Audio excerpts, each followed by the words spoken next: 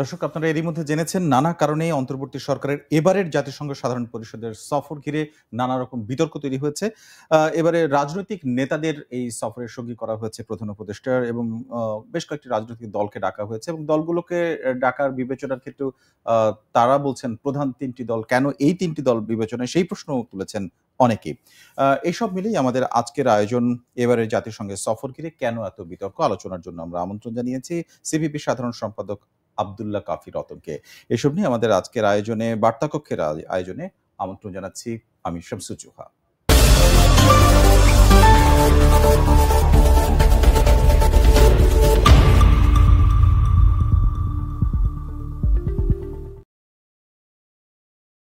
জাতিসংঘের এবারের সফর ঘিরে কেন এত বিতর্ক জানার চেষ্টা করব। স্বাগত জানাচ্ছি সিপিবি সাধারণ সম্পাদক আব্দুল্লাহ কাফি রতন আপনাকে। ধন্যবাদ আপনাকে, ধন্যবাদ প্রথম আলোর দর্শক এবং শ্রোতাবৃন্দকে। আমি প্রথমে যেটি জানতে চাইবো সেটি হচ্ছে এবারের যে সফর সঙ্গী সংখ্যা সেটি 100-র বেশি, এবং এখানে বিশেষ একটি বিষয় দেখা যাচ্ছে, রাজনৈতিক একাধিক দলের সদস্যদের 6 জন সদস্যকে সফর সঙ্গী করা হয়েছে। ঠিক এইরকম আমরা এর আগে দেখিনি এই বহরে যুক্ত হতে। অন্তর্বর্তী সরকার এই পদক্ষেপের কি কারণ আছে বা কোনো যুক্তি খুঁজে পান কিনা? ধন্যবাদ আপনাকে। 2024 সালের জুলাই আগস্টে 36 দিন লড়াই করে প্রায় সরকারি হিসাবে 850 মানুষ আত্মদান করার মধ্য দিয়ে এবং প্রায় 25,000 লোক পঙ্গুত্ব বরণ করার মধ্য দিয়ে ফেসিবাদী শাসনের অবসান ঘটেছিল এবং একটা নতুন সংস্কৃতি, নতুন বন্দোবস্ত তৈরি করার অঙ্গীকার করেই যাত্রা শুরু হয়েছিল নতুন ব্যবস্থা। অধ্যাপক ইউনূসের কাছে মানুষের প্রত্যাশা ছিল যে তিনি আগের যেই ব্যবস্থা, সেই ব্যবস্থায় তিনি থাকবেন না। একটা নতুন ব্যবস্থা তৈরি হবে, নতুন বন্দোবস্ত তৈরি হবে, নতুন সংস্কার তৈরি হবে। প্রফেসর ইউনূস সবসময় বলেন যে ছোট সংস্কার, বড় সংস্কার, মাঝারি সংস্কার। আমরা কিন্তু সংস্কার দেখি না, বিভিন্ন প্যাকেজ সংস্কার দেখি না। এই যে আজকে জাতিসংঘের ইয়েতে একটা বিশাল বহর নিয়ে সম্ভবত 104 জন আমি পত্রিকায় দেখলাম, এবং ফেসবুকে সামাজিক মাধ্যমে দেখলাম যে তালিকাও বেরিয়ে গেছে। সেই তালিকার শুরুতে ওনার 2 কন্যার নাম আছে, তারপরে অনেক নাম আছে। তা আমার কথা হচ্ছে যে শেখ হাসিনাও তো এরকম বহর নিয়ে যেতেন, তার দলের নেতা কর্মীদেরকে নিয়ে যেতেন, তার আত্মীয়স্বজনকে নিয়ে যেতেন, তার পুরো পরিবারকে নিয়ে যেতেন, তার বিভিন্ন রাজনৈতিক দল যারা তার বশংবদ ছিল তাদের নেতৃবৃন্দকে নিয়ে যেতেন। সেই প্রক্রিয়া যদি প্রফেসর ইউনূস করেন, তাহলে 2024 সালের যে 36 দিনের লড়াই, যে আত্মদান, যে পঙ্গুত্ব বরণ, সেইটার কতটুকু সফলতা লাভ করেছে। আমি মনে করি যে এই যে প্রফেসর ইউনূস সাহেব এইভাবে গেলেন, গতবার তিনি 7 জনের কথা বলেছিলেন, সেখানে সেটা 7 জন আর থাকে না, সেটা 50-এর অধিক হয়ে গিয়েছিল, ফলে 57 জন হয়ে গিয়েছিল। সুতরাং আজকে আমি প্রশ্নটা তার কাছে রাখতে চাই যে এই বিশাল বহর নিয়ে আপনি যে গেলেন, পৃথিবীর অনেক দেশের রাষ্ট্রপতিই কিন্তু যাচ্ছে। আমি একজন আজকে সকালবেলা আমাকে বলল ফ্রান্সের প্রেসিডেন্ট যাচ্ছেন, তিনি মাত্র 15 জন সফর সঙ্গে নিয়ে যাচ্ছেন। এই যে জাতিসংঘে তিনি একটা বক্তব্য রাখবেন, বক্তৃতা করবেন বাংলাদেশের পক্ষ থেকে, তার জন্য কি তাকে সহযোগিতা করার জন্য 104 জন লোক লাগবে? 104 জন লোক লাগার তো কোনো কারণ নাই। ফলে আমি যে প্রশ্নটা করতে চাই যে এখানে কেন তিনি মনতুষ্টির জন্য, কাউকে কাউকে খুশি করার জন্য সঙ্গে করে নিয়ে গেছেন, বিশিষ্ট ব্যক্তিবর্গকে নিয়ে গেছেন যারা নিজের অর্থ খরচ করে আমেরিকায় বেড়াতে পারে, তাদের তো কোনো রোল নাই। যারা সফর সঙ্গী হয়েছেন তারা 1 পয়সারও কোনো ভূমিকা এখানে রাখবেন না। প্রফেসর ইউনূসের বক্তৃতার সময় তালি বাজানো ছাড়া তাদের আর কোনো কাজ নাই। তো সুতরাং আমি মনে করি যে এটা ঠিক হয়নি। আরেকটা কোশ্চেন আমি খুব গুরুত্বের সাথে করতে চাই। এই যে রাজনৈতিক দলগুলিকে চয়ন করলেন, বাছাই করলেন, এইটা কোন পদ্ধতিতে হলো? আমরা শুনলাম প্রথমে 3 জন রাজনৈতিক নেতা যাবেন, তারপর দেখা গেল ওই রাজনৈতিক দলের আবার 1 জন করে যুক্ত হয়েছে, 2 জন করে 6 জন যাচ্ছে, শেষ পর্যন্ত 6 জন হয়েছে, 6 জন যাচ্ছে। আমার প্রশ্ন হচ্ছে যে কোন অবজেক্টিভ সিচুয়েশনে এই 3টা দলকে বাছাই করা, নাকি সাবজেক্টিভলি এই 3টা দলকে বাছাই করা হলো? আজকে বিএনপি যাচ্ছে, বোঝা যাচ্ছে যে বিএনপি অনেকবার ক্ষমতায় ছিল, বড় দল, সে যাচ্ছে। জামাত ইসলামকে কেন বাছাই করা হলো? কি কারণ, আর কি আপনার কন্ডিশনে জামাত ইসলামকে বাছাই করা হলো? জামাত ইসলামের কি সাফল্য আছে, কি নির্বাচনী সাফল্য আছে, কি তার তো নিবন্ধনই ছিল না। এবং সেটা মুক্তিযুদ্ধের বিরোধী একটা দল, আমাদের স্বাধীনতার বিরোধী একটা দল, তাকে কেন বাছাই করা হলো? আর এনসিপি জন্ম হয়েছে এই বছরের মার্চ মাসে। সুতরাং সে কিভাবে একটা বৃহত্তর দল হলো? যদি তারা বলে যে 3টা বৃহৎ দলকে আমরা নিয়ে যাচ্ছি, তাহলে এনসিপি কোন লিটমাস টেস্টে পাশ করলো, যে লিটমাস টেস্টে পাশ করার কারণে আপনি তাকে বড় দল বলছেন? আব্দুল কাফি রতনা, আমি যদি একটু পেছন থেকে বিষয়টা বলি, এবারে অন্তর্বর্তী সরকারের সাথে বর্তমান সরকারের সাথে প্রায় কয়েক মাস ধরে ধারাবাহিক বৈঠক হচ্ছে। সেই বৈঠকে যে গুরুত্বের বিচার, সেখানেও কি আপনারা দেখেননি? আমার মনে হয় 30টির কাছাকাছি দল বৈঠক করেছে বিভিন্ন সময়, কিন্তু এই 3টি দল প্রথম দিকে এবং গুরুত্বের সাথেই গেছে, বিএনপি, এনসিপি এবং জামায়াতে ইসলাম। মূলত ধারাবাহিকতা যদি আমি সিরিয়ালি বলি, তাহলে এরকম ভাবেই গেছে, প্রথমে বিএনপি, তারপরে জামায়াতে ইসলাম এবং তারপরে এনসিপি, তারপরে অন্য দলগুলো। এইভাবেই তো আমরা দেখেছি। আমি বলি, এবং এখানে যে সফর সঙ্গী করার বিবেচনা, সেখানে কিন্তু এই ধারাবাহিকতা, সিরিয়ালটা কে করলো? এই সিরিয়ালটা আমরা দেখছি, কিন্তু এটা সাবজেক্টিভলি করা হয়েছে, right? That is not objective. তাহলে এনসিপি স্বীকার করে নিক যে তারা হলো কিংস পার্টি, অথবা সরকার বলুক যে আমাদের পার্টি, ইউনূস সাহেব বলুক আমার পার্টি, কিংস পার্টি বলুক। আর জামাত ইসলাম, দেখেন, আমি মাঝে মাঝে বলি, সার্কাস্টিকলি বলি, যে আজকে দেশে 3টা সরকার আছে। একটা প্রফেসর ইউনূস সরকার, একটা বিএনপি সরকার, আর একটা জামাত সরকার। এটা কেন মনে হলো আপনার?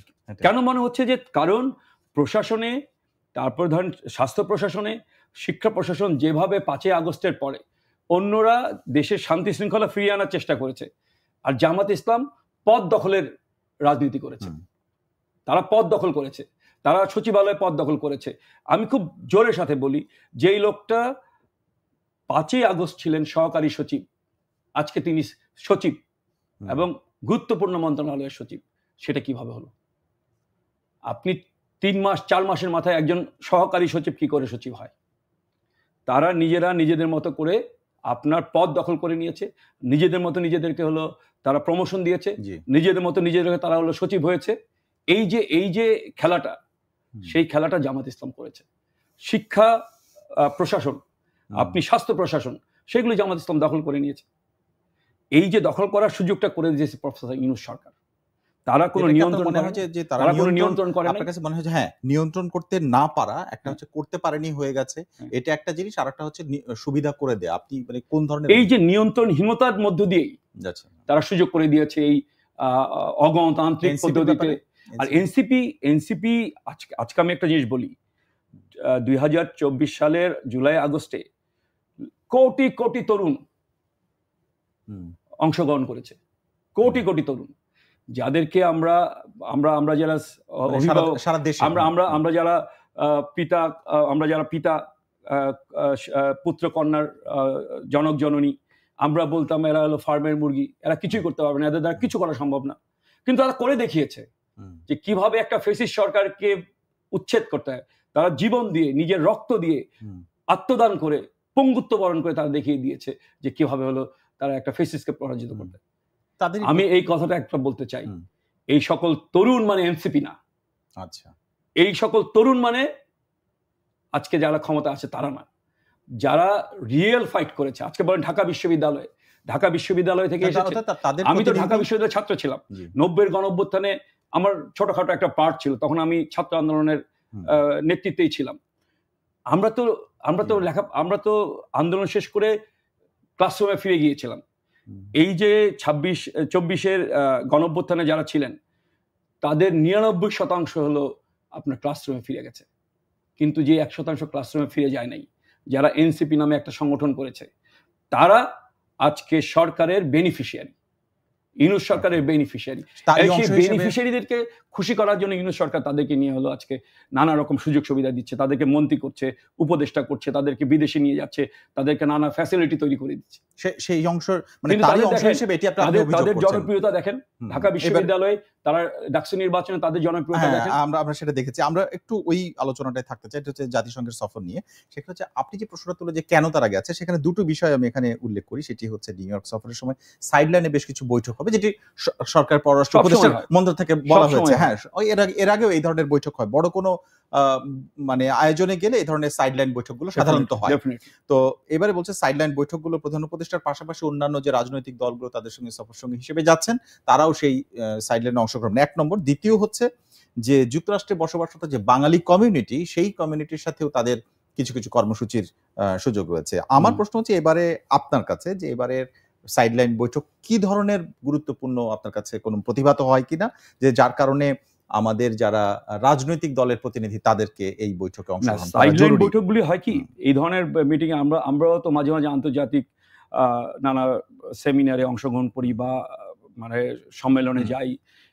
আমার সুযোগ হয়েছিল 2010 সালে বিশ্ব ছাত্র যুব উৎসবের বাংলাদেশের 54 সদস্য বিশিষ্ট দলের নেতৃত্ব করার। সাইডলাইনে কি হয় যে আপনি অন্য দেশের যারা প্রতিনিধি আসে তাদের সঙ্গে দ্বিপাক্ষিক বৈঠক হয়। তো দ্বিপাক্ষিক বৈঠকগুলিতে রাজনৈতিক নেতারা অংশগ্রহণ করতেই পারে, কিন্তু এই যে অসংখ্য গেল 5 জন আপনার কি বলে মিডিয়া কর্মী গেল, তাদের কি রোল?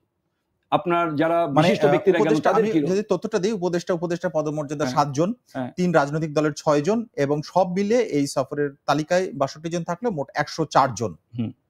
মানে সেটাই বললাম যে মানে সাইডলাইনে বৈঠকে ডেফিনেটলি আছে। এখন প্রধান উপদেষ্টা তো বক্তৃতা করবেন, সাইডলাইনে হয়তো কোনো দেশের সাথে বৈঠক হবে, কোনো ব্যক্তির সাথে বৈঠক হবে, কোনো অর্গানাইজেশনের সাথে বৈঠক হবে, হোক, সেগুলো নিয়ে আছে। কিন্তু এর জন্য 104 জনের দরকার হয় না। 104 জন is a very big number. আমি ফ্রান্সের যে উদাহরণটা দিলাম, ওরা কি সাইডলাইন বৈঠক করবে না? নিশ্চয়ই করবে। তার মানে কি আপনি একটা বৈঠক করবেন আর আরেকজন আরেকটা বৈঠক করবে? আপনি সারাদিন ব্যস্ত থাকবেন। আপনি দেশের অর্থ খরচ করে গিয়েছেন, দেশের অর্থ খরচ করে আপনি কি বিদেশে গিয়েছেন, ফলে আপনি 24 hours you will be busy. আরেকটা বিষয়ে আসতে চাই, প্রশ্ন সেটি হচ্ছে যে যদি বাঙালি কমিউনিটির সাথে সেখানে বৈঠকের বিষয় হয়, তাহলে রাজনৈতিক দলের বিবেচনায় এবারের নির্বাচনে আমরা জেনেছি যে এরই মধ্যে যারা দেশের বাইরে থাকেন, বাংলাদেশের মানুষ যারা ভোটার, তারা ভোট দিতে পারবেন পোস্টাল ব্যালটের মাধ্যমে, এরকম বিষয় হচ্ছে। তো সেখানে এই 3টি রাজনৈতিক দল যদি তাদের সাথে মিট করার সরকারি খরচে এক ধরনের সুযোগ সুবিধা পায়, তাহলে অন্য দলগুলো তো সেখানে পাচ্ছে না। এখানে আসলে একটা বায়াসনেস তৈরি হচ্ছে কিনা? আপনি কি মনে করেন যে এই 3টা দল আলাদাভাবে মানে নিউ ইয়র্কে বসবাসরত মানে বাঙালি যারা আছে তাদের সাথে মিট করার সুযোগ পাবে? তাদের চিন্তার ঐক্য আছে, তাদের বক্তব্যের ঐক্য আছে, বিএনপির সাথে এনসিপির বক্তব্যের ঐক্য আছে, বা জামাতের সাথে বিএনপির বক্তব্যের ঐক্য আছে? কোথাও নাই। ফলে ওইখানেই তোমার সংঘর্ষ তৈরি হবে। এখানে আপনার, এবং সংঘর্ষ তো আসলে বিমানবন্দরে নামার পরেই শুরু হয়েছে। আমি ওইটা বলতে চাচ্ছিলাম না, সুতরাং এটা সবাই জানে। আমি যেটা বলছি যে বাঙালিদের সাথে যে আপনার মানে সম্মেলনে বা তাদের যে সমাবেশে বক্তব্য, সেটা রাষ্ট্রপ্রধান হিসাবে প্রফেসর সাহেব বক্তব্য রাখবেন, ইউনূস সাহেব বক্তব্য রাখবেন। এখানে বিএনপির বক্তব্য দিলে জামাত অখুশি হবে, জামাত দিলে বিএনপি অখুশি হবে। ওইখানে তো দ্বিধা বিভক্ত।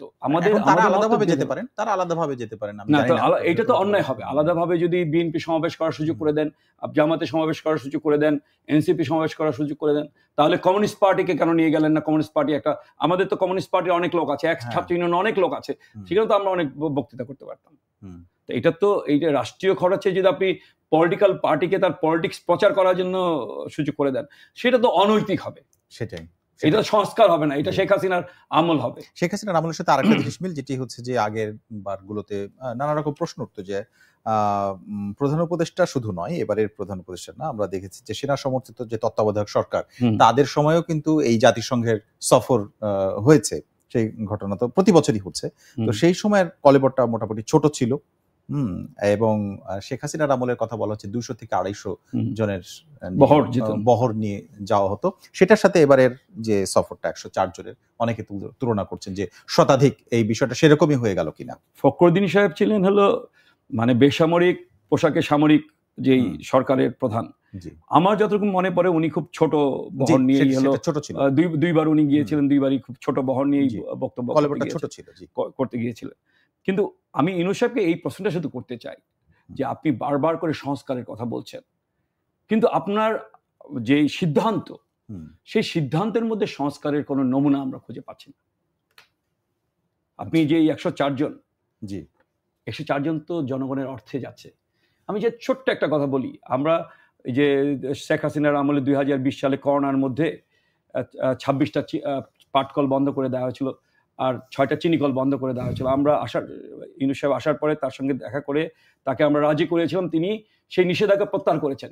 মাত্র 13 কোটি টাকা দিচ্ছেন না বলে আপনার 2টা চিনিকল চালু করা সম্ভব হচ্ছে না। আপনি 13 কোটি টাকা দিতে পারছেন না, কিন্তু আপনি 104 জন নিয়ে যাচ্ছেন। আপনি জাতির কাছে হিসাব দেন, প্রতিটা প্রতিনিধিকে নিয়ে যেতে আপনার কত টাকা খরচ হচ্ছে, তাদের হোটেল খরচ, তাদের টিএডিএ মিলে কত খরচ হচ্ছে, সেটা হিসাব দেন জাতির কাছে। আর আমরা শ্রমিকরা বলতে যাচ্ছি, আমরা গরিব মানুষের পক্ষ থেকে বলতে যাচ্ছি, 13 কোটি টাকা দিলে 5 লক্ষ আখ চাষি আখ চাষ করতে পারবে, আপনার 2টা চিনিকল উৎপাদনে যেতে পারবে। আপনি 13 কোটি টাকা দেওয়ার নাকি সামর্থ্য আমাদের সরকারের নাই। তাহলে কি করে 104 জন লোককে জনগণের অর্থে, জনগণের টাকায় আপনি বিদেশে নিয়ে যাচ্ছেন? একটু আপনি করতে হবে। আমরা তাদের দেয়া যে বক্তব্য সেখানে থেকে যে ব্যাখ্যাটা দিয়েছেন তারা, যে কেন এই মানুষগুলোকে নিয়ে যাওয়া দরকার, বিশেষ করে রাজনৈতিক প্রতিনিধিদের ক্ষেত্রে, তারা বলছেন যে এই মুহূর্তে বাংলাদেশে যে মার্কিন প্রভাবের বিষয়টা লক্ষ্য করা যাচ্ছে, অনেকে মনে করছেন যে সেই দায়টা বা সেই চাপটা প্রধান উপদেষ্টা একা নিতে চান না, এটা যেন সকল রাজনৈতিক দল মিলে সেটা মানে ঝুঁকি যদি নিতে হয় তাহলে সকল রাজনৈতিক দলগুলো যেহেতু স্টেক হোল্ডার, তার কাজেই তাদের উপস্থিত থাকা দরকার। ইউএন এর যে মিটিংটা, সেই মিটিংটার সাথে তো মার্কিন যুক্তরাষ্ট্র সফরের কোনো সম্পর্ক নেই। আপনি দেশ মার্কিন যুক্তরাষ্ট্র, কিন্তু মার্কিন প্রশাসনের সাথে আপনার যদি বৈঠক করতে হয় তাহলে তো ওদের আমন্ত্রণে যেতে হবে, তাই না? ওদের যে প্রশাসন আছে, ওদের যে লবিস্টরা আছে, এই ব্যাখ্যাটা আসলে ধোপে টেকে না। না, অবশ্যই না। আপনি এখানে যাচ্ছেন হলো সারা পৃথিবীর নেতারা আসবেন, তারা সেখানে বক্তব্য রাখবেন, তাদের বক্তৃতা শুনবেন, নানা রকম ইস্যু নিয়ে বিভিন্ন দেশের সরকার প্রধানরা আসবে, তাদের বক্তব্য শুনবেন, সেটা একটা ইস্যু। আর সাইড লাইনে হয়তো কিছু কিছু বৈঠক হবে, হয়তো স্বাস্থ্য ইস্যুতে কিছু বৈঠক হবে, নানা ইস্যুতে কিছু বৈঠক হবে, সে ছোট ছোট গ্রুপ করে বৈঠক হবে, সেই বৈঠকগুলিতে আপনার থাক। কিন্তু মার্কিন যুক্তরাষ্ট্রের প্রশাসনের সাথে বৈঠক না করে মার্কিন যুক্তরাষ্ট্রের সাথে সম্পর্কের উন্নতি করার তো কোনো সুযোগ আমি দেখছি না। আরেকটা বিষয় আসে, সেটি হচ্ছে যে যখন সরকার প্রধানরা এরকম জায়গায় যায়, তখন হচ্ছে সেই দেশের আন্তর্জাতিক মহলের সবচেয়ে গুরুত্বপূর্ণ ইস্যু, সেগুলো নিয়ে আপনার কোনো বক্তব্য আছে কিনা? বিশেষ করে বাংলাদেশে এই মুহূর্তে রোহিঙ্গা যে সমস্যাটা, ইস্যুটা, এই সমস্যার সমাধানের জন্য নিশ্চয়ই আপনি মনে করেন যে আন্তর্জাতিক সহযোগিতা বা একটা সম্পৃক্ততা অন্তত দরকার, তাই তো? তো সেইটা আসলে এই প্রসঙ্গটা উঠেছে এবং প্রেস সচিব ফয়েজ আহমেদ তিনি একটা সংবাদ মাধ্যমকে বলেছিলেন যে জাতিসংঘের এমন কিছু আলোচনা হবে যেটা কন্টিনিউশনের জন্য এই রাজনৈতিক দলগুলোকে দরকার। না, একটা জিনিস দেখেন, রোহিঙ্গা ইস্যুটা আপনি জাতিসংঘে তুলতে পারেন, জাতিসংঘে তুলে আলোচনা করতে পারেন, কিন্তু রোহিঙ্গা ইস্যুটার সমাধান কিন্তু জাতিসংঘের কাছে আছে কিনা আমি ঠিক জানি না। এইটা আছে আঞ্চলিক ইস্যু। এইখানে সবচেয়ে বড় গুরুত্বপূর্ণ যেই প্লেয়ার, যে খেলোয়াড়, সেটা হচ্ছে চীন। আপনি চীনের সাথে হলো আপনাকে এই ইস্যুটা নিয়ে আলোচনা করতে হবে। মায়ানমারকে যদি কন্টেইন করতে হয়, মায়ানমারকে যদি বাধ্য করতে পারে, তাহলে চীন পারবে। এখানে ভারতও পারবে না, আমেরিকাও পারবে না। ফলে আপনার সাথে তো চীনের সাথে আপনার এই বিষয়টি নিয়ে আলোচনা করতে হবে। দ্বিপাক্ষিক ত্রিপাক্ষিক হোক, অথবা আমাদের সাউথ এশিয়ান আঞ্চলিক সেই আলোচনা করতে হবে। জাতিসংঘে এটা উত্থাপন করতে পারেন আপনি, মানে কি বলে, আপনার মানবিক সহযোগিতা চাওয়ার জন্য, যে আমরা 16 লক্ষ রোহিঙ্গাকে আমরা প্রতিপালন করছি, তাদের খাওয়া দাওয়া এইগুলির বিষয়গুলি আপনারা আমাদেরকে হেল্প করেন। কিন্তু সমাধান, প্রত্যাবাসনের যে বিষয়টা, সেটা একেবারে আমার যদি আমাকে জিজ্ঞেস করেন, চীন হচ্ছে এটার জন্য খুবই গুরুত্বপূর্ণ মানে পার্টনার। চীনের সাথে এই বিষয় হলো আলোচনা করতে হবে, এটি আপনি বলছেন। পররাষ্ট্র উপদেষ্টার একটি বক্তব্য আমি আপনাকে শোনাচ্ছি, সেটি হচ্ছে নির্বাচনের সম্ভাব্য সময় ঘোষণা করা হয়েছে। শেষ সময়ে কয়েক মাস আছে, এখন 1 বছরও নাই। কাজে এই কয়েক মাসে রাষ্ট্রীয় গুরুত্বপূর্ণ যে সমস্ত কাজের সঙ্গে যে সমস্ত দল, রাজনৈতিক দলগুলো যুক্ত রাখতে চায়, অন্তর্ভুক্ত যারা খুবই গুরুত্বপূর্ণ, এবং যাতে ভবিষ্যতে ক্ষমতায় আসবে তারা এসব কাজের ধারাবাহিকতা বিষয়ে অবগত থাকেন এবং চালিয়ে নিয়ে যেতে পারেন। এটা হচ্ছে এখন আমার প্রশ্ন হচ্ছে আপনার কাছে, যে পররাষ্ট্র উপদেষ্টাকে তাহলে আগেই ধরে নিলেন কোন 3টি দল ক্ষমতায় আসবে? আমার এটি আপনার কাছে প্রশ্ন, যে এটি মনে হয় কিনা যে কারা আগে ক্ষমতা আসবে এই বাংলাদেশে? এখন তো অনেক দল, তাই না? অনেক দল, বিশেষ করে এই সরকারি বৈঠক করেছে প্রায় 30টা দলের সঙ্গে। এছাড়াও জাতীয় পার্টির সাথে বৈঠক করেনি, সেটাও একটা গুরুত্বপূর্ণ দল, নিষিদ্ধ আছে দল। তো সব মিলে এই জায়গাটায় পররাষ্ট্র উপদেষ্টাকে তাহলে তো এই পররাষ্ট্র উপদেষ্টার দায়িত্ব ছেড়ে গণকের দায়িত্ব নেওয়া উচিত, গণকের চাকরি করা উচিত, বা গণকের জন্য একটা অফিস আদালত খোলা দরকার তার। কারণ হচ্ছে যে উনি কিভাবে জানলেন যে এই তিনটা দল ক্ষমতায় আসবে? আপনি যতক্ষণ পর্যন্ত নির্বাচন না হচ্ছে ততক্ষণ পর্যন্ত আপনি যতই মানে হোক, আপনি বলতে পারেন না, এরকম একটা পদে থেকে আপনি সেই কথাটা বলতে পারেন না। আরেকটা হচ্ছে যে এই তার মানে কি হচ্ছে যে এই তিনটা দলকে খুশি করলেই বাকি সব দল খুশি হয়ে যাবে? এই তিনটা দলকে আপনি মানে খুশি রাখতে পারলে তিনটা দল ঘুষ দিয়ে বিদেশে যাওয়ার, আমেরিকা যাওয়ার মানে ঘুষ দিয়ে আপনি তিনটা দলকে খুশি রাখতে চান? আমি তো প্রশ্ন করেছি এনসিপি কি বিবেচনায় কেন হচ্ছে হলো এই তিনটা দলের মধ্যে থাকবে? আপনি বিএনপিকে নিচ্ছেন, আমরা এক ধরনের কি বলে ঠিক আছে বিএনপি আগেও ক্ষমতায় ছিল, তার ক্ষমতায় যাওয়ার সম্ভাবনা আছে। জামাত ইসলামকে ক্ষমতায় যাবে? জামাত ইসলামকে ক্ষমতায় যাওয়ার সম্ভাবনা আছে? কখনো না। তাহলে জামাত ইসলামকে কেন আপনি নিলেন? কেন আপনি মুক্তিযুদ্ধের পক্ষের অন্য শক্তিকে আপনি সাথী করলেন? জি, এই বিষয়টা তো খুব গুরুত্বপূর্ণ প্রশ্ন হিসাবে আসবে। এবং এই যে আমরা খুব দেখছি যে প্রফেসর ইউনূসের যে সরকার, সেই সরকার কিন্তু মানে জামাত ইসলাম সহ এনসিপি সহ ডানপন্থী যে দলগুলি আছে তার প্রতি একটু ঝোঁকা, হেলানো, সেই প্রশ্নটা আমরা কিন্তু করতে চাই। আমরা কিন্তু রক্ত দিয়েছি, জীবন দিয়েছি, আমাদের কমরেডরা জীবন দিয়েছে, আমাদের ছাত্ররা জীবন দিয়েছে, তারা কিন্তু নিরপেক্ষ একটা সরকারের জন্য জীবন দিয়েছে।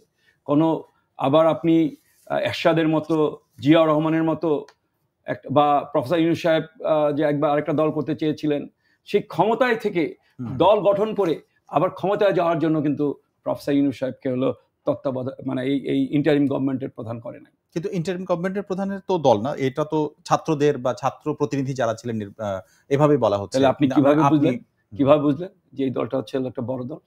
হ্যাঁ, সেই প্রশ্ন আমি বললাম যে কোন লিটমাস টেস্টে এটা প্রমাণিত হলো যে এটা একটা বড় দল? ওকে, এই প্রশ্ন আপনি তুলতেই পারেন। আমি তুলছি, আমি খুব গুরুত্বের সাথে এই প্রশ্নটা তুলছি। এবং এইটা নেপোটিজম, এটা এক ধরনের নেপোটিজম। এটা হচ্ছে যেহেতু এটাকে এই দলের দুইজন উপদেষ্টা ক্ষমতায় আছে, যদিও তারা বলছে যে তারা যোগ দেয় নাই, কিন্তু তারা এই দলের থেকে গুপ্ত, যেমন আন্দোলনের সময় গুপ্ত শিবির ছিল, এরকম গুপ্তমন্ত্রী তারা মানে নির্বাচনের আগে গুপ্ত এনসিপি গুপ্ত মানে এনসিপির হয়ে গুপ্ত মন্ত্রী হয়ে তারপরে গুপ্ত এনসিপি তারা হলো। যেমন ধরেন যদি ফেব্রুয়ারিতে ইলেকশন হয়, নভেম্বরের মধ্যে সমস্ত রাজনৈতিক কর্মকাণ্ড মানে আপনার এই উপদেষ্টাদের সমস্ত মানে কর্মকাণ্ড বন্ধ হয়ে যাবে, তখন শুধুমাত্র ইলেকশন কেন্দ্রিক কর্মকাণ্ড হবে। তখন দেখবেন যে এরা হলো পদত্যাগ করে এনসিপিতে যোগ দিয়েছে, তারা এনসিপি থেকে প্রার্থী হচ্ছে। তাও তারা আমি চ্যালেঞ্জ করে বলি, এই সকল প্রার্থী তার নিজের আসন থেকে মানে আমাকে বলবে যে আপনি কয়টা ভোট পাবেন, আমি হয়তো কম ভোট পাবে। তারা এত বড় বড় দল বলতেছে, মানে তারা জামানত টিকে রাখতে পারবে না। আচ্ছা, এবারে আমি একটা বিষয় তুলতে চাই, সেটি ব্যাপক আলোচনা হয়েছে, আপনি জানেন একেবারে প্রথম দিনেই এই এনসিপিরই আক্তার হোসেনের নিয়ে একটা ঝামেলা তৈরি হলো এবং পরবর্তীতে তার গায়ে ডিম ছুঁড়ে মারা হলো এবং এটা নিয়ে ব্যাপক আলোচনা হয়েছে। শেষ যে প্রশ্নটা সেটি হচ্ছে যে এইটা ব্যবস্থাপনার জন্য প্রধান উপদেষ্টার সঙ্গে যারা রাষ্ট্রীয় এই সফরে যাচ্ছেন তাদের আসলে নিরাপত্তার জন্য পর্যাপ্ত ব্যবস্থার কথা বলা হলেও এটি আসলে পর্যাপ্ত ছিল না, সেটি আপনি মনে করেন নাকি? এটি আবার সেখানে কিন্তু বিএনপির নেতারাও ছিলেন, অন্যদের উপর আমরা ততটা দেখিনি, বিএনপিও অস্বীকার করেছে যে সেই রকম দেখিনি। মানুষের যে অভিযোগ বা ক্ষোভ যেটা, সেটা বিশেষ করে এনসিপি নেতাদের উপরেই বেশি সেখানে প্রতিভাত হয়েছে। এটা আসলে সিকিউরিটি ফেলিওর। কারণ আপনি আমার দ্বিমত আছে এখানে ওদের প্রতিনিধিত্ব করার, কিন্তু ওরা যখন প্রতিনিধিত্ব করছে তাদের নিরাপত্তা রক্ষা করার দায়িত্ব কিন্তু মানে আমাদের যে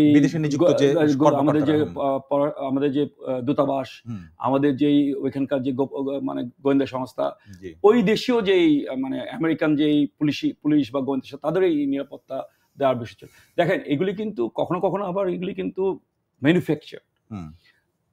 আমাদের দেশে যখন আদালতে তোলা হয় সবাইকে কি আক্রমণ করে? কিছু কিছু লোককে আক্রমণ করা হয়, কারণ সরকার ওদেরকে আক্রমণ করার সুযোগ করে দেয়। এখন কখনো কখনো সরকার কি সুযোগ করে দেয়? এই যে আপনি দেখেন যে আদালতে তোলা হয়, সবার উপরে কি আক্রমণ হয়? আচ্ছা, আদালতে যখন তোলা হয় তখন সবাই আক্রমণ করে, কিন্তু কিছু কিছু ব্যক্তির উপর আক্রমণ করা হয়।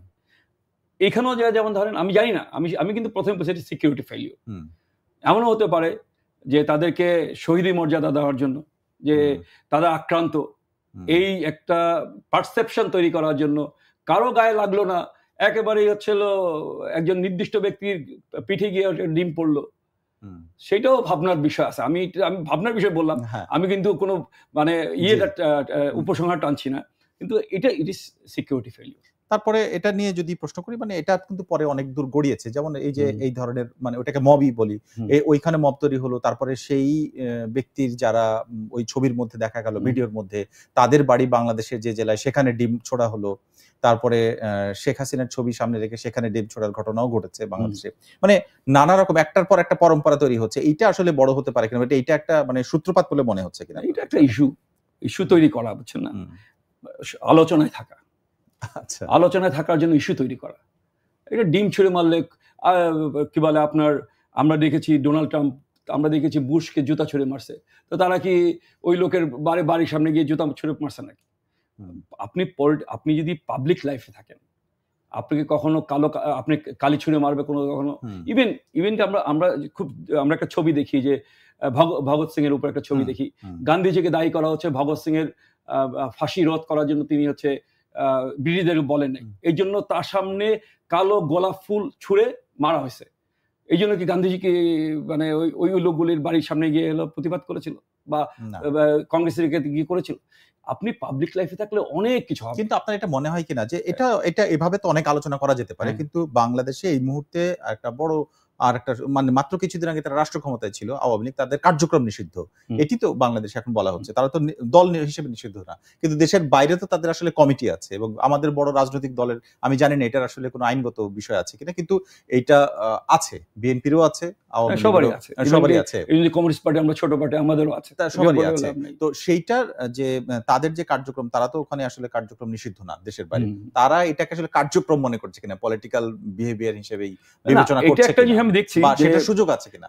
মানে গত এক বছর ধরেই মানে যারা মানে ধরেন বিভিন্ন জায়গায়, আমি ইউরোপে দেখেছি, লন্ডনে এই পত্রিকায় দেখেছি, বা টেলিভিশনে দেখেছি, বা আমেরিকাতে দেখেছি, যে নানা রকম ভাবে লন্ডনে মাহফুজ আলম, তারপরে নিউ ইয়র্কে আক্তার হোসেন, এছাড়া আমরা আসিফ নজরুলকে আমরা ইউরোপে কোন একটা দেশে, এবং সেটাও এয়ারপোর্টে। তো এইটা বললাম তো, এটা যে মানে এটা আমাদের ওই দেশে আমাদের যেই দূতাবাস আছে, তারা যেই কনসার্নটা তৈরি করার কথা, বা তারা যেই ওই দেশের পুলিশ বাহিনীর কাছে বা নিরাপত্তা বা আইন শৃঙ্খলা রক্ষা বাহিনীকে যেই সতর্কতা দেওয়ার কথা, সেইটা হয়তো তারা দেয় নাই। না দেওয়ার কারণে আপনি একটা লোক চাইলেও কিন্তু হুলিগানিজম করা যায়। মনে করেন যে আমি যাচ্ছি, আমার বিরোধী কেউ একজন আছে, একজন, সে আমাকে হয়তো অ্যাসাল্ট করে দিল, এখন আপনি হঠাৎ আচমকা আপনাকে আক্রমণ করে দিল, সুযোগ আছে, সেই বিষয়টা হচ্ছে। কিন্তু এইটা হচ্ছে, আমি বলবো যে তারা প্রপারলি জিনিসটাকে হলো তাদের যে আমাদের যে দূতাবাস বা আমাদের যে ব্যবস্থা, সেই ব্যবস্থা তাদের সিকিউরিটি নিশ্চিত করছে না। আমরা একেবারে শেষ প্রান্তে, আমার শেষ প্রশ্ন সেটি হচ্ছে যে এই যে বিবেচনাগুলো এবং যে সমস্ত বিতর্কের কথা উঠেছে, সেগুলো নিয়ে মোটামুটি আমরা আপনার পারসেপশনটা, মানে আপনার আলোচনাটা শুনলাম, কিন্তু এবারে সব মিলে আপনার কাছে কি মনে হয় যে এটা কি সাকসেসফুল, নাকি এটা অন্তর্বর্তী সরকারের নির্বাচনের আগে, এবার এটি তো শেষ জাতিসংঘের সফর, শুধু সফর না, এই সফরটা ঘিরে কি নির্বাচনের উপর প্রভাব পড়বে কিনা, বা বাংলাদেশের নেক্সট সময়ের জন্য আন্তর্জাতিক অঙ্গনে যে গুরুত্বপূর্ণ বিষয়গুলো প্রভাব ফেলার কথা ছিল সেগুলো পড়বে কিনা, বা আপনার কোনো পর্যবেক্ষণ আছে কিনা? না, দেখেন, জাতিসংঘের বক্তৃতা এটা হলো ইমেজ বিল্ডিং। পৃথিবীতে অনেক বড় বড় নেতা, ফিদেল ক্যাস্ট্রো বলেন, বা আমাদের শেখ মুজিবুর রহমানের কথা বলেন, বা আরো বড় নেতা, ইন্দিরা গান্ধীর কথা বলেন। 71 সালে ইন্দিরা গান্ধী জাতিসংঘের বক্তৃতা দিয়ে বাংলাদেশের পক্ষে একটা সমর্থন তৈরি করার চেষ্টা করেছিলেন। তো এইরকম এই বক্তৃতাগুলিকে আমি ইমেজ বিল্ডিং বক্তৃতা মনে করি। এখানে এটা দিয়ে আপনার যে মানে যেমন প্যালেস্টাইনের ইয়াসির আরাফাত ইমেজ বিল্ড করতো এবং তার কজের পক্ষে একটা বড় ধরনের সমর্থন তৈরি করতো, কিন্তু এইটা দিয়ে যে আপনি মানে কোনো বেনিফিট পাবেন, ইউনূস সাহেব তো ইলেকশন করবেন না, ইমেজ বিল্ডিং করাটাও একটা বেনিফিট আমার মনে হয়। সেটা হবে কিনা, ইমেজ হবে ইউনূস সাহেবের। আচ্ছা, তো শুধু ইউনূস সাহেব ইলেকশন করছেন না, কারণ উনি ইলেকশন করলে ওনাকে তো আর অন্তর্বর্তী সরকারের প্রধান রাখা হবে না। ইস্যুতে ইমেজ যেটা আসলে পোর্ট্রে করা এখন ওনার যে বক্তব্য, উনি কি বক্তব্য দিচ্ছেন এবং কি ইমেজ তৈরি করতে যাচ্ছেন, সেটা বক্তব্য দেওয়ার পরে হলো আমরা বলতে পারবো। বক্তব্য দেওয়ার আগে তো আমরা বলতে পারবো না যে উনি আসলে কি বক্তব্য দিচ্ছেন। আচ্ছা। এবং ডেফিনেটলি ইউনূস সাহেব ভালো বক্তা, এবং আমরা ছোটবেলা থেকে দেখে আসছি যে ওনার প্রতিটা বক্তব্য খুব মনমোহনী হয়, উনি খুব সুন্দর করে বক্তৃতা করেন এবং ওনার লজিক থাকে। তো উনি নিশ্চয়ই যখন, এবং উনি হলো আমার ধারণা হচ্ছে পৃথিবীর সবচেয়ে দামি বক্তাদের একজন। সারা পৃথিবী তাকে বক্তৃতা দেওয়ার জন্য পয়সা দিয়ে হলো নিয়ে যায়। ফলে he will deliver a very good speech, এটা নিয়ে আমার কোনো সন্দেহ নেই। বাট বাংলাদেশের কোন ইস্যুটা নিয়ে, বাংলাদেশের কোন ইমেজ নিয়ে তিনি কথা বলবেন, সেটা তার বক্তৃতা শোনার পরে আমরা বলতে পারবো যে আমাদের কতটুকু ইমেজ বিল্ডিং হলো আর কি। অনেক ধন্যবাদ আজকে আমাদেরকে সময় দেওয়ার জন্য। থ্যাংক ইউ আপনাকে। কাফি রতন। দর্শক, আমাদের সঙ্গে আজকে আলোচনার জন্য ছিলেন স্টুডিওতে সিপিবি সাধারণ সম্পাদক আব্দুল্লাহ কাফি রতন। তার কাছ থেকে আমরা এবারের জাতিসংঘের যে টিম বাংলাদেশ থেকে গেছে, সরকারের সঙ্গে সফর সঙ্গী হয়েছেন, তাদের সংখ্যা এবং অন্যান্য নানা বিষয়ে যে সমস্ত বিতর্ক তৈরি হচ্ছে সেগুলো নিয়ে আলোচনা করেছি, এবং এই সরকারের আরো কিছু বিষয় চলে এসেছে। এমন আরো বিষয় নিয়ে, রাজনীতির নানা দিক নিয়ে আলোচনার জন্য প্রতি রবি থেকে বৃহস্পতিবার পর্যন্ত প্রথম আলোর এই ধারাবাহিক ও নিয়মিত আয়োজন বার্তা কক্ষ দেখুন প্রথমআলো.com, প্রথম আলোর ইউটিউব এবং ফেসবুক সহ সোশ্যাল মিডিয়ার অন্য সবগুলো প্ল্যাটফর্মে। আজ আমাদের সঙ্গে ছিলেন যারা, আপনাদের সবাইকে ধন্যবাদ।